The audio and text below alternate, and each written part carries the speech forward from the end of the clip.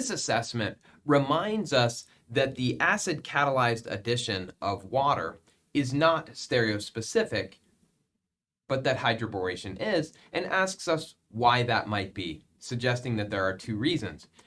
In thinking about the mechanism, or simply drawing those mechanisms, we see why that is. In the first step of the hydroboration oxidation reaction, which is where the stereospecificity comes from, the pi bond attacks the boron at the same time that the hydride adds back. As a result, there's no opportunity to rotate around that bond before both of these add to the same face.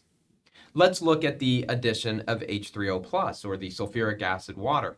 When the pi bond grabs the proton here, we make a carbocation. There are two outcomes then for water when it attacks.